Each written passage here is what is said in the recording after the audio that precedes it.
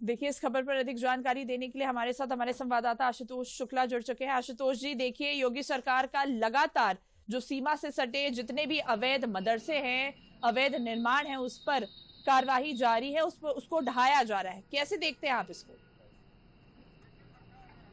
देखिए बरखा, अगर हम कहें तो पूरी ये कार्रवाई 3 बिंदुओं पर आधारित है। सबसे बड़ा बिंदु जो है राष्ट्रीय सुरक्षा का है, जो एक बहुत लंबी सीमा उत्तर प्रदेश में नेपाल भारत की को बांटती है। खुली हुई सीमा है और इस पर आवाजाही के लिए वीजा पासपोर्ट की आवश्यकता नहीं होती है। तो ऐसे में अराजक तत्व या विध्वंसकारी तत्व जो है वो अपना कहीं अड्डा न बना लें, या फिर अराजक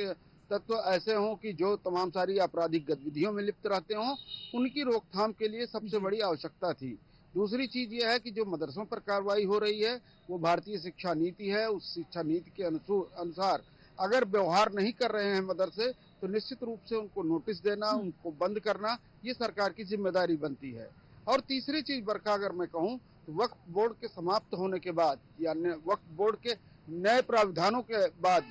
जो जमीनों पर जो सरकारी जमीनें हैं उन पर जबरदस्ती या तो मदरसा या तो धार्मिक अन्य स्थान बनाए गए हैं, तो निश्चित रूप से उनके खिलाफ भी सरकार कार्रवाई कर रही है। और सरकार की सीधी मंशा ये है कि 10 किलोमीटर का जो दायरा भारत नेपाल बॉर्डर का है वह पूरी तरह से नीट एंड क्लीन होना चाहिए। वहां पर रहने वाले लोग या वहां पर जो भी गतिविधियां संचालित होती हैं वो सरकार और प्रशासन की नजर में होनी चाहिए, और ऐसे लोगों का निवास नहीं होना चाहिए कि जो अराजक तत्वों को कहीं से शरण दे सकें या अराजकता वहां से पैदा हो सके या उसको किसी तरह से अड्डे के रूप में इस्तेमाल किया जा बिल्कुल सके। आशुतोष जी, जिस तरह से योगी सरकार लगातार अवैध निर्माणों, अवैध धार्मिक जो स्थल है उसको ढहाने का कार्य कर रही है, क्या ये कहना सही होगा कि कानून व्यवस्था को सुदृढ़ करने के लिए योगी सरकार एक बड़ा प्रयास करती हुई नजर आ रही है?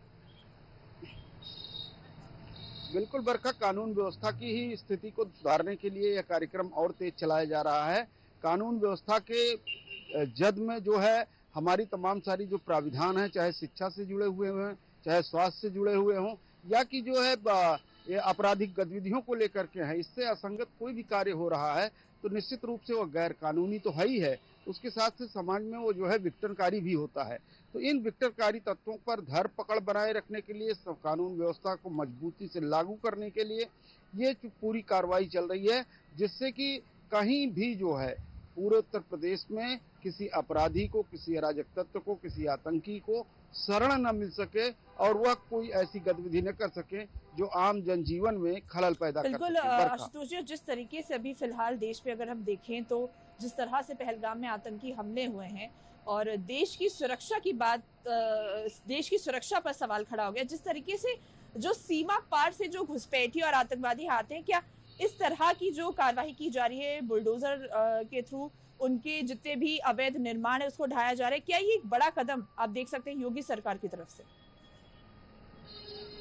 बिल्कुल बरखा, आपने ठीक सवाल किया है कि जिस तरीके से पाकिस्तान के आतंकियों ने कुछ दिन से जो है नेपाल के रास्ते उत्तर प्रदेश में घुस करके पूरे देश में फैलने का जो एक रूट डेवलप किया था, उस रूट को भी प्रतिबंधित करने का सरकार का इरादा है। अगर यह रूट प्रतिबंधित होगा तो वो अराजक तत्व जो अन्य सीमाओं से भारत में नहीं घुस पाते हैं, सबसे साफ उनको जो है नेपाल भारत की खुली हुई सीमा दिखाई देती है। और इस सीमा पर चूंकि एक अड्डे के रूप में इस्तेमाल होगा, कोई अगर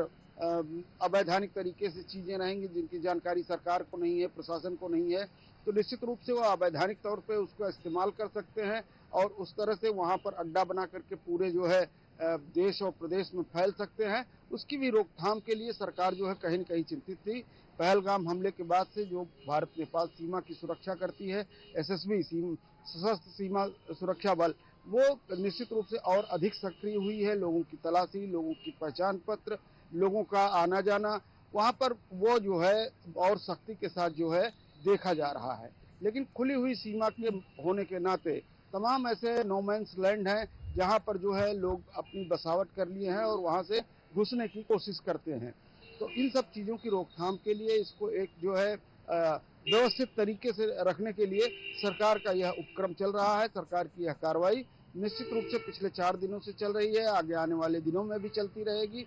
आज भी चल रही है। और यह उपक्रम सरकार ने सिर्फ इसलिए किया है, यह कार्रवाई सिर्फ इसलिए कर रही है कि हमारी राष्ट्रीय सुरक्षा का न कोई खतरा हो और न ही कोई गैर कानूनी कार्य संपादित हो सके नेपाल भारत सीमा बॉर्डर से। बिल्कुल आशुतोष जी, और देखिए जैसे आपने कहा कि लगातार 4 दिनों से योगी सरकार नेपाल सीमा से सटे जितने भी जिले हैं जहां पर अवैध निर्माण हुआ है, अवैध धार्मिक निर्माण हुआ है, उस पर कड़ी कार्रवाई करती जा रही है। अब देखना होगा कि आगे भी योगी सरकार की कार्रवाई कहां तक जाती है। आशुतोष जी, इन तमाम जानकारियों के लिए आपका बहुत बहुत धन्यवाद।